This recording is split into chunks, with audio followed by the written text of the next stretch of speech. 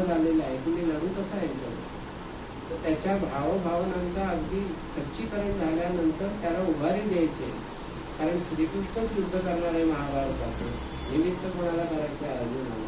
मग अर्जुनाला काय सौदेसाची तू ऐसली शारंग पाणी आहे, म्हणजे आपल्या दोघांचं जर ताळमेळ बसला तर हा विनाश तो खरोखर करायला हवा आहे. कर्मानुबंधिनी मनुष्य त्या कर्माच्या बंधनात अनेकांना सोडवायचे, तो विनाश घडणं आवश्यक आहे. म्हणून तू युद्ध. मग ते युद्ध जेव्हा झालं तेव्हा अर्जुन हा निमित्त मात्र होता, युद्ध खेळ भगवंता. मग आता युद्ध खेळल्यानंतर एवढा नरसंहार झाला, जरी तो भगवंत असला, पूर्णावतार असला, तरी त्याला दोष लागलाच नाही. पूर्णावताराला सुद्धा दोष लागतोच. पूर्णावताराला जेव्हा दोष लागला तेव्हा त्या दोषाचं परिमार्जन कसं होतं? त्या परिमार्जनासाठी परमेश्वराने द्वापार युगानंतर, कृष्णावतारानंतर कलियुगामध्ये नामाचा अवतार घेतला. आणि परमेश्वर फार हुशार आहे, त्यांनी नामाचा अवतार का घेतला? तर त्याच्या एक गोष्ट लक्षात आली की पृथ्वी तलावरती जेवढी मनुष्य प्राणी निर्माण केलेले आहेत त्या प्रत्येकाच्या मुखातून जर नाम आलं तर त्या नामाच्या जयघोषाच्या मुळेच माझ्या सगळ्या पातकांचं, म्हणजे मी जो संहार केले त्याचं शुद्धीकरण होणार आहे. आणि मग माझ्याचा तो दोष, मला जो दोष लागलेला आहे तो जाईल. हे जेव्हा परमेश्वराने युक्तीने निर्माण केले तेव्हा सगळीकडे मला सगळ्यांना सांगतात, गोंदवलेकर महाराजांचं प्रसिद्ध आहे, या पृथ्वी तलावर नामाचा अवतार आहे, बाकी कुठल्या देवाचा आता कलियुगात अवतार नाही, नामाचा अवतार आहे. तुम्ही नाम घ्या, तुम्हाला जे आवडेल ते नाम घ्या. पण कधी ना कधीतरी तुमची नामाची जी माळ आहे हातात घेतली ती सुटून पडणारच. ती सुटल्यानंतरची अवस्था म्हणजे ध्यान. मग ध्यानावस्थेमध्ये जे नाम आपण शरीरामध्ये रुजवलेलं असतं, मुरवलेलं असतं, मनामध्ये त्याचं बीज निर्माण केलेलं असं रोवलेलं असतं, त्याचा वटवृक्ष ध्यानामध्ये होतो. ध्यानामध्ये नाम घ्यावा लागत नाही, पण त्या नामाची जी व्हायब्रेशन तुमच्या शरीरामध्ये जी खेळत असतात त्या व्हायब्रेशनच्या पोटी तुमच्या शरीरामध्ये जे काही निर्माण होते त्या ध्यानावस्थेमध्ये, त्या अवस्थेलाच तर पूर्ण अवस्था म्हणतात. ध्यानामध्ये माणूस परिपूर्ण होतो का? त्याला समाधी अवस्था प्राप्त होते का? त्याला परमात्म्याशी कनेक्शन होता येतो का? या सगळ्या गोष्टी ध्यान करायला लागल्यानंतर तोपर्यंत करणार नाही. आणि तेव्हाच स्वतःची ओळख, स्वतःला कसं ओळखायचं हे आपल्याला कळतं. थांबू आणि परमेश्वर हा भोगता पण नाही. पण असं काही ठिकाणी भाषा झालं की जे काही कर्म करतो परमेश्वराच, किंवा आपण म्हणतो की कर्ता करावेला तोच आहे. आणि इथे श्लोक आहे, उपद्रष्ट हनुमंताचं कर्ता भोगता महेश्वरा, परमात्मेचे अभियोग ते पुरुषात करावं. थोडस इथे याचा अर्थ तुला काय कळला या श्लोकाचा? किंवा मग मी असं दुसऱ्या अँगल मध्ये म्हणतो, प्रकृती परमेश्वराच्या आधी आणि प्रकृती मनुष्याकडनं कर्म करतो, असं एक दुसरा अर्थ. हा, मग प्रकृती म्हणजे नेमकं काय? कधी प्रकृतीचा ढोबळ अर्थ म्हणजे हे शरीर. हे शरीर म्हणजे प्रकृती. आपण तो नेहमी विचारतो काय, कशी काय प्रकृती? आपण म्हणतो का कसं काय शरीर, असं नाही विचारत कोणाला. प्रकृती कशी आहे असंच विचारतो. मग प्रकृतीच जे आपण म्हणतो कर्म, आपण जी रोज कर्म करत असतो तीच कर्म तर आपल्या मोठी बंधनाच्या रूपाने वेढली जातात ना. मग तिथे परमेश्वराचं कर्ते पण येतं कुठे? परमेश्वराचं कर्ते पण काही नाही, प्रकृतीचं कर्ते पण. आणि प्रकृतीला जन्माला कोणी घातलंय? परमेश्वराने घातलं. मग तो काय केलं त्यांनी? आपण म्हणतो ना जगत सत्य आहे, ब्रह्मसत्य जगत मिथ्या. ब्रह्मसत्य म्हणजे काय? ब्रह्मदेवाने सृष्टी उत्पन्न केली आणि तो तटस्थ झाला, तो त्याच्या ध्यानामध्ये लीन झाला. मग ते एकमेव ब्रह्म आहे, ते परब्रह्म आहे, ते कधीही त्याच्या स्थानापासून अविचल असतं, विचलित होत नाही. आणि त्यांनी एकदा निर्माण करून तो मोकळा झाला. मग तुम्ही आता भोगा, प्रकृतीचे त्रास भोगा, प्रकृतीचे सगळे भोग भोगा, उपभोग घ्या, सगळं घ्या. आणि त्याच्यामध्ये तुम्ही कर्मबंधन सुद्धा भोगा, कारण तुम्ही रोज नित्य नवीन कर्म करत असता. आणि त्या कर्मांचा जो संपूर्ण जो घडा आपण भरत असतो प्रत्येक ठिकाणी, तेव्हा आपल्याला असं वाटतं की हे जे काही नशीब बिशीब आहे माझं, की मला जे पाहिजे ते मिळत नाही. ते मिळेल कसं? कारण मागच्या जन्मातले बरेचसे धागे दोरे या जन्मामध्ये ह्या प्रकृतीमध्ये बांधले गेलेले असतात आणि त्या धाग्या दोऱ्यांच्या बदल्यात ह्या जन्मामध्ये जे काय आपल्याला प्राप्त होतं, म्हणजे पैसा मिळतो न मिळतो, कोणाला नोकरी मिळते न मिळते, कोणी सरळासारखं राहतं, कोणी झोपडपट्टीत राहतं, कोणी राजमहालात राहतं. माणसं सगळीकडे सारखीच आहेत ना. आपण तुझ्या माझ्या जी शरीर आहे तसंच प्रत्येकाचं शरीर आहे. त्या प्रत्येकाच्या शरीरात तेच अवयव आहे, तेच चैतन्य आहे, तोच ऑक्सिजन आहे, तीच प्राणशक्ती आहे. तरी तो रस्त्यावरचा मजूर आहे आणि त्याच्याकडे तो मिनिटाला काही करोड कमवतो अशी त्याची परिस्थिती दुसरी. असा भेदभाव का? तो कर्मबंध असतात आणि तिथे परमेश्वर बाजूला असतो. परमेश्वर म्हणतो मी एकदा तुझी निर्मिती केली, तुला या प्रकृतीमध्ये जन्माला घातला, आता तू तुझं शरीर आणि तुझं मन याच्यावर तुला काय खेळायचं ते खेळ, मी तटस्थ. मग तो तटस्थ म्हणजे कोण आहे? आतला साक्षी. परमेश्वर आतमध्येच बसलेला आहे, आपल्या अंतरात्म्यात बसलेला आहे. तो साक्षी भावाने ते सगळं पाहतो, तरी तो कुठल्याही गोष्टीचं करते पण घेत नाही, तो कुठलीही गोष्ट भोगत नाही. मगाशी मी नैवेद्याचं उदाहरण सांगितलं, त्याला कुठलेही भोग भोगायला आवडत नाही. आपणच सगळे भोगतो. हातीचा केला गणपती, गणपतीमध्ये सगळं आपण ते सगळा रेखीवपणा आणतो, पण त्याची पूजा झाली, नैवेद्य झाला की 1.5 दिवसांनी, 5 दिवसांनी, 10 दिवसांनी त्याला पाण्यात बुडवून टाकतो. का? आपण स्वतःला पाण्यात बुडवू का? स्वतःला पाण्यात बुडवायचं म्हणजे आत्महत्या झाली. मग ती जी प्रकृती आहे ती जशी मातीची आहे तशी ही प्रकृती पण मातीची आहे, हे आपल्याला फक्त माहिती असतं. त्याच्यामुळे आपण त्या भगवंताला त्या रूपामध्ये पुजतो, त्याची सगळी संभावना करतो, त्याचं सगळं लालन पालन, जे काय आपल्याला सुख त्याला द्यायचं असेल ते देतो. तसं आपल्या शरीराला देतो ना. किंवा आत बसलेला जो परमात्मा आहे तो कुठल्याही गोष्टीचं तुझ्या उत्तरदायित्व घेत नाही. तो म्हणतो मी जसे अनंत साचे निर्माण केले त्या मनुष्य प्राण्याचे, त्यातला तू एक आहे. मी प्राण फुंकले, मी बाजूला झालो, मी ब्रह्मावस्थेमध्ये लीन आहे, ब्रह्मलीन आहे मी त्याच्यामध्ये. म्हणून तर ब्रह्मदेवाची कुठेही भारतामध्ये किंवा जगभरात मंदिरं नाहीत कुठली. कारण जे जे होई उत्पन्न ते ते ब्रह्मयाचे स्थान असं म्हटलं जातं. म्हणजे एवढंस मुंगीचा जरी जन्म असला तरी त्याच्यात त्या परब्रह्माचा वाचन त्यांनी निर्माण केली. मग हे जे चालती बोलती ज्याला आपण परब्रह्म म्हणतो, परमेश्वराचे अवतार म्हणतो, त्याची जर पूजा करत असू आपण तर ब्रह्मदेवाची मंदिरं उभारण्यात काय पॉईंट आहे? हे फार आपल्याकडचे लोक पण फार हुशार होते, त्यामुळे ब्रह्मदेवाला कोणी पूजत नाही, त्याची मंदिरं बांधत. कमळातला ब्रह्मदेव कुठल्या मंदिरात तुम्हाला सापडतो? कमळातली लक्ष्मी सापडते, कारण तिच्याकडनं पैसा पाहिजे असतो. ब्रह्मदेवाकडनं काय मिळणार? तो म्हणेल एकदा मी तुझं झालं काम, मला आता काही विचारायचं. तसं आहे. तरी श्लोकात हे सांगितलेलं आहे. तरी श्लोकामध्ये भगवंताने काय केलं? आत्ताच उदाहरण दिलं. त्यांनी महाभारताचा विनाश घडवला. का घडवला? तर त्याच्या मागे काहीतरी कार्यकारक लावलं. त्याच्या समोर द्रौपदीची मुलं मारली गेली. का मारली गेली? तर तो त्यांना वाचवू शकत नव्हता का? अभिमन्यूला त्यांनी का वाचवलं नाही? त्या चक्रव्यूहामध्ये प्रत्यक्ष श्रीकृष्ण रणांगणावर हजर आहे, तो परमात्मा आहे, पूर्णावतार आहे, तरी तो अकर्ता राहिला त्याच्यामध्ये. त्यांनी त्याच्यामध्ये ढवळाढवळ केली नाही. आणि त्याला माहिती होतं अभिमन्यू इथे मेलेलाच बरा आहे. द्रौपदीची मुलं मारली कारण पुढे अश्वत्थाम्याला चिरंजीवी पदाचा शाप द्यायचा होता. तो सगळं टाळू शकत होता. तो द्रौपदीचं वस्त्रावरण टाळू शकत होता, सगळं टाळू शकत होता. द्रौपदी ही याज्ञसेनी होती ना, यज्ञातनं उत्पन्न झालेली, म्हणजे अग्निकन्या होती. तिच्या मर्जी विरुद्ध तिच्या जवळ जाण्याची सुद्धा कोणाची हिंमत नव्हती, इतकी ती तेजाने युक्त होती. पण जेव्हा कौरवांच्या सभेमध्ये तिचं वस्त्रहरण करण्याचा भेद झाला त्याच्यामध्ये, तर तिला काय वाटत होतं की मी अग्निकन्या आहे, अग्निशिखा आहे, मला हात लावायची एकाही कौरवाची हिंमत नाही, तर जवळ थांबली.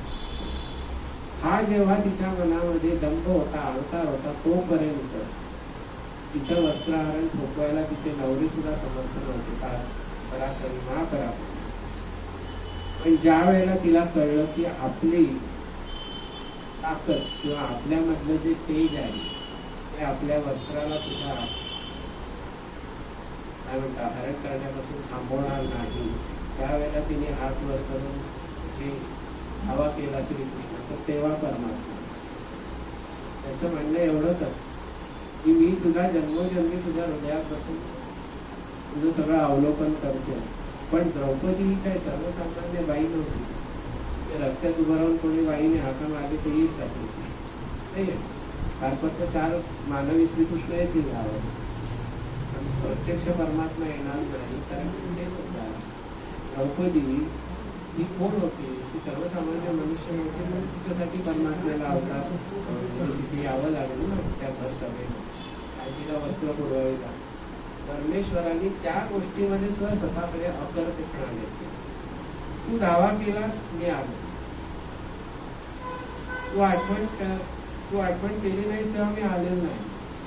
म्हणजे त्याचं म्हणण्याचा उद्देश एवढा आहे की माझ्याकडे कुठलंही आपण मी कुठलंही क्रेडिट घेतलंय, श्रेय घेतलं आणि मी आलो, मी वस्त्र पुरवली, असलं काही नाही. तुला कळकळ किती आहे?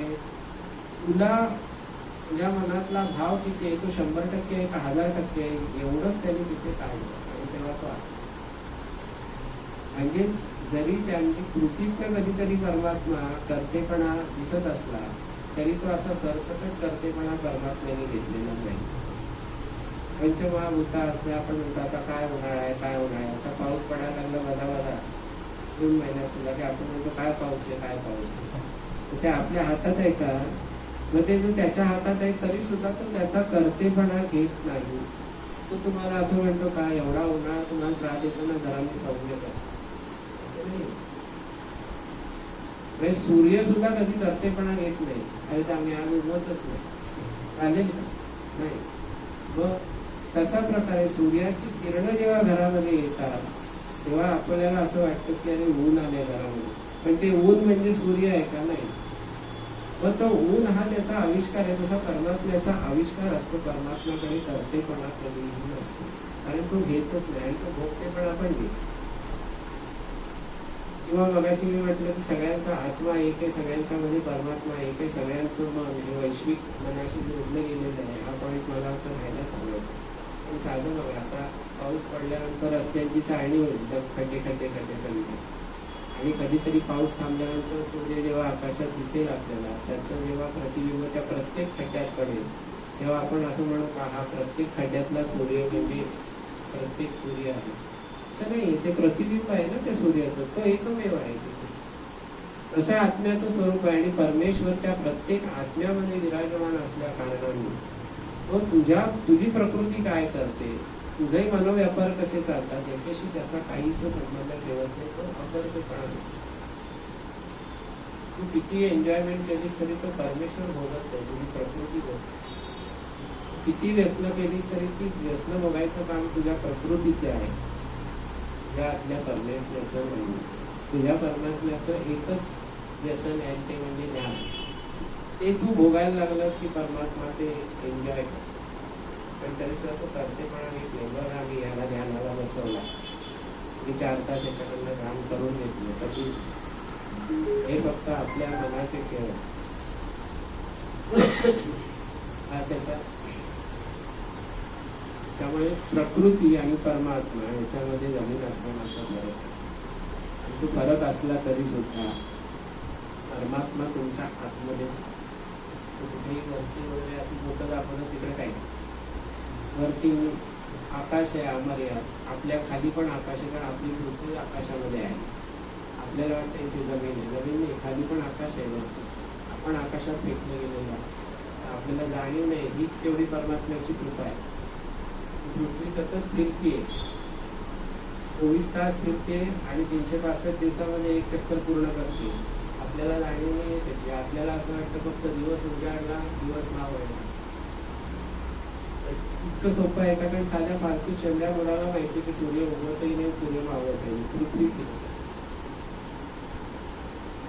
मग काही लोक म्हणतात अहो आम्ही पूर्वेकडे बघून ध्यान करायचं का उत्तरेकडे बसून तोंड करून ध्यान करायचं? अहो तुम्ही कुठेही ध्यान करा, पण समजा तुमच्या नकळत तुमचं ध्यान जर 24 तास लागलं तर पृथ्वी फिरते की नाही? मग पृथ्वी फिरता कधी कधी तुमचं थोबाड दक्षिणेकडे होणारच आहे, आणि तुम्ही पृथ्वीवर आहात म्हणून. मग कुठल्या दिशेकडे तोंड करून ध्यानाला बसणार? हा विचार करून बघा तुम्ही, म्हणजे तुमच्या लक्षात येईल की आपल्या हातामध्ये परमेश्वराने, आपण म्हणतो कर्म कर्म कर्म, ती सगळी वायफळ कर्म आपल्या हातात ठेवलेली आहे. हरी कर्म आपल्याकडनं होतच नाही, तर आपल्याकडनं फक्त टाइमपास होतो बऱ्याच गोष्टी. आणि त्या टाइमपासला जर ध्यानाला बसवलं, त्या टाइमपासला बसवायचं ध्यानाला, आपण नाही बसायचं. टाइमपासला ध्यानाला बसवायचं. तुला कसं ध्यान लागतं ते छान ते करायचं. मी आज बोलू दे, नाहीतर 10 वर्षांनी बोलू दे, माझ्या व्याख्यानाचा पाया एकच आहे, तुम्ही ध्यान करा बस. याच्या पलीकडे मला काही अपेक्षित नाही. मला म्हणजे माझ्या गुरुपरंपरेला अपेक्षित नाही, आणि आणखी कुठल्याही अवतारी पुरुषाला, संत पुरुषाला अपेक्षित नाही की तुम्ही दुसरं काहीतरी करावं. ध्यान करावं, आतला साक्षी ओळखावा, स्वतःला ओळखावं, परमेश्वराला ओळखा येतच, आणि परमेश्वराला जिंका पण. कारण तो अजिंक्य आपण त्याला केलेला आहे. वास्तविक तो जिंकता येणं सहज शक्य. त्याच्यासाठी 100% आणि 1000% भाव पाहिजे. कोणाला काय विचारायचं? आपल्यासाठी काय असतं? आपल्यासाठी इथं एकच असतो की आपण त्या दिवशी असो, नाही तर महाराजांच्या प्रगतीने असो, आपण एकच लक्षात ठेवायचं असतं की वो गए जिंगा. आपल्यासाठी समाधी सोहळ्याचा अर्थ हाच आहे की तिथे जाऊन डोकं टेकणं हा अर्थ नाही. तुमच्या घरात बसून तुम्ही तिथे जे काय चाललेलं आहे, किंवा तुम्ही 47 सालात स्वतःच्या मनाने जा. तुम्ही आपल्याला जाता येतं भूतकाळामध्ये, आपल्या अंगामध्ये ते मशीन बसवलेलं आहे, टाईम मशीन. भूतकाळात जाता येतं. 29 मे 1947 साली जा तुम्ही. महाराजांनी समाधी घेतली त्यावेळेला आता ही जेव्हा वेळ झाली, आता तिरपी सूर्यकिरण आले बघा समोरच्या गॅलरीमध्ये.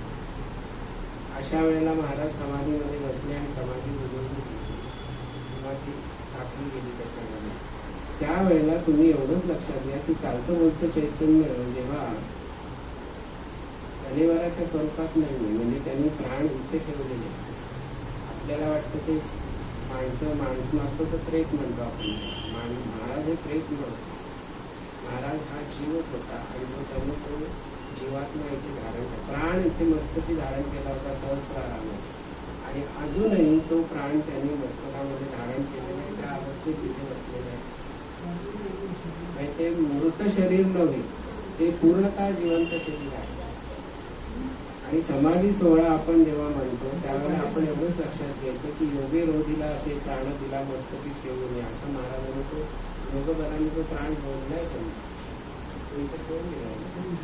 आणि मग त्या अवस्थेत तिथे बसले, म्हणून ते जगत कल्याण साधलं जातं. आज एवढी धनकवडीला गर्दी काय, आणि आज ठिकठिकाणी अनेक ठिकाणी शंकर महाराजांची मंदिरं आहेत, तिथे लाखाच्या रांगा लागतात का, आणि लाखाच्या रांगा धनकवडीला का लागतात याचा विचार केला तर आपल्या एवढं लक्षात येतो तिथे जे योग बल, तिथे जे प्रसारित झालेलं, तिथे जी एक आत्मकला ठेवलेली आहे, तिथे जी प्राणशक्ती आहे, ती प्राणशक्ती तुम्हाला खेचून येते.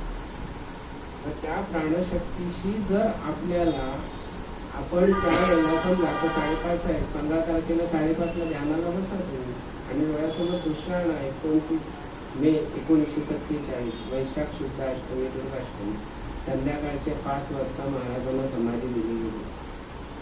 तुम्ही 5ला ध्यानाला बसा आणि ते संपूर्ण दृश्य डोळ्यासमोर आणा. कसं असेल त्यावेळेला, त्यावेळेची धनकवडी डोळ्यासमोर आणा. तीव्र रान होतं, काट्याकुट्यांचं रान होतं, दगडधोंडे होते, आतासारखं काही नव्हतं, मनुष्य वस्ती नव्हती आजूबाजू. मग हा सगळा परिसर आपल्या कल्पनेने डोळ्यासमोर आणा, आणि त्या समाधीमध्ये तुम्हाला ध्यानावस्थेमध्ये उतरता येतं का बघा. आणि तिथे उतरता आलं तर तिथे महाराजांना एवढंच म्हणायचं, महाराज मला काही त्रास होत नाही. असं तो ध्यान लागलं 15 तारखेला संध्याकाळच्या वेळेला, तर तुम्हीच मला सांगा तुम्हाला काय अनुभव आहे. समाधी सोहळा असा अनुभवायचा.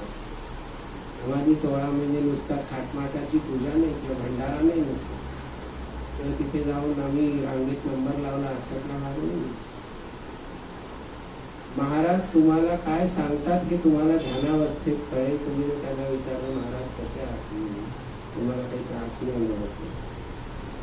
त्यांना त्रास होणारच ना. तुमच्यावर सगळं अख्खं त्यांच्या पायावर येत आहे आणि त्यांच्या पायाची वाटेल ती मागणी मागते. परवा मी मेसेज पाठवलं त्या ग्रुपवर, त्याच्यात लिहिले ना की त्यांच्याकडनं काय मागावं, भौतिक सुख मागावीत का, ऐहिक सुख मागावीत का, मागावी, पण त्याच्यामध्ये तारतम्य असावं. मला 4 BMW पाहिजे, मिळणार नाही एक सुद्धा. मारुती 800 पण देणार नाही. 4 BMWची वाटा कशाला करतो बाबा?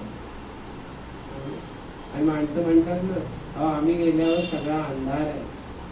कसला अंधार आहे? तर तुम्ही जे काही सगळं जमा केलं आहे ना, त्याचं काय होणार याची तुम्हाला काळजी पडलेली असते. म्हणून आमच्या पाठीमध्ये सगळा अंधार आहे.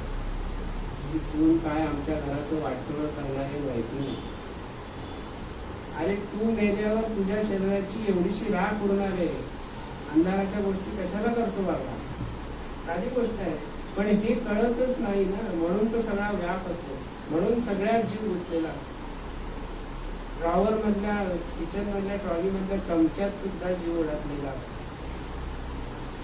तो माझा आहे, तो मला आमची भेट दिला, ती चमकी नेली तरी तिची आठवण काढून काढून तो चमचा जपते, चमचा घासते. काय करायचं? मग हे एवढं तर सुटत नाही. तर समाधी सोहळ्याच्या वेळेला महाराजांच्या बरोबर काय नेमकं झालं, त्या देहाची काय त्यांनी कशा पद्धतीने व्यवस्था लावली, त्याला विल्हेवाट नाही लावली, व्यवस्था कशी लावली. तुम्ही समाधीमध्ये उतरा. आज प्रत्येकाला तो अधिकार आहे समाधीमध्ये उतरायचा, पण ध्यानावस्थेत. आणि बघा महाराज काय बोलतात तुमच्याशी, पण तुमचा तो तेवढा भाव पाहिजे. नाहीतर महाराज कानफट होते. महाराज म्हणजे तुझ्या परीक्षा घ्यायला आलं पाहिजे, मी समाधीत काय करतो ते बघायला. भाव पाहिजे. तो भाव इतका शरणागत भाव पाहिजे की त्या भावामध्ये तुमच्या एवढं लक्षात आलं पाहिजे की मी ध्यानावस्थेत आहे तरी माझ्या डोळ्यातनं अश्रू गळगळतात. माझ्या अंतरंगामध्ये अष्टसात्विक भाव जागृत झाले, चहारा उमटल्या अंगावर. तर तुम्ही कोणाशी बोलताय, कोणाला विचारपूस करताय तुम्ही? याचं भान असलं पाहिजे. आणि ते भान असल्यानंतरच तुमचा देह पूर्णपणे भानावर असतो. तेवढ्याच पद्धतीने तो ध्यानावस्थेत. आणि ही एकदा सवय लागली ना, याच्यात नऊच आहे. जेव्हा जन्माचा सोहळा असतो, प्रगट दिन, त्या दिवशी त्यांना विचारावं महाराजांना की वाघांच्या सान्निध्यात तुम्ही होता, एवढंसं बाळ होता, तुम्हाला वाघाने काही केलं नाही म्हणून. ते म्हणजे वाघिणीने दूध पाळलं. तुम्हाला उत्तर तुमचे जसे प्रश्न आहेत, तुमचा जसा भाव आहे, तुमच्या अंतरंगात जसा मृदूपणा आहे, त्या मृदूपणाने भाव तुम्हाला उत्तर देईल. तुमच्या ते वाक्यामधला जो फरक आहे ना, तो महाराज आता रंगभूमीवर एखादा नट भूमिका करतो, आपण तिथे नाटक बघायला गेलेला असतो, तेवढीच परीक्षा पण देतो आपण. अरे इथे ना त्याचा अभिनय बरोबर झाला नाही. आता तो त्याचा जीव ओतून तिथे भूमिका करतो, तुम्ही परीक्षा करताय त्याचे अभिनय बरोबर झाला नाही. आणि तुम्ही बाहेर येऊन काय सांगता, त्याचं नाव आहे तेवढं, त्याचं काम चांगलं नाही वाटलं. एक तो अभिनयात चुकला हे जर तुम्ही परीक्षण करत असाल, तुमच्या भावामध्ये तुम्ही किती चुकला हे महाराज कळत नाही का? महाराज दुर्गाष्टमी सोपी नाही आहे. दुर्गाष्टमी इथे तुम्हाला जगदंबेच्या दारातनं त्याच्या दारात जायचं, तिला झाडाझडती देऊन जायचं. जगदंबा म्हणजे कोण? शक्ती स्वरूपिणी होती, शरीरामध्ये खेळते, उद्या भंडारा खेळत असते शरीरामध्ये. तिला हाक मारून मग जायचंय समाधीमध्ये. मला जाता येतं, जाता येतं, प्रयत्न करावा लागतो, त्याच्यासाठी ते ध्यान करावं लागतं. त्या दिवशी व्रतस्थ राहिलाच तर फार उत्तम. व्रतस्थ म्हणजे काय? गड अन्न खायचं नाही, शक्यतो मौन बाळगायचं, ही पूर्वतयारी. अशा प्रत्येक कामाची पूर्वतयारी करावी लागते, तशी ही पूर्वतयारी आहे त्या ध्यानावरती झाली. कारण तुम्हाला महाराजांना भेटायचं ना, समाधी थोडा अनुभवायचा आहे ना. जायचंय कुठे? 1947. मनाने कल्पना बघा, तो पिक्चर कसा डोळ्यासमोर येतो. ती पिक्चर फिल्म चालू होते बरोबर. आणि याचा जो प्रश्न होता की मग परमेश्वर करतेपणा घेतो का? मग तुम्हाला जर ती पिक्चर दाखवायचा असेल तेवढ्या पुरता तो करते म्हणा घेईल तुमच्या, पण ते काय बघतील तू ध्यानात आहेस का नाही?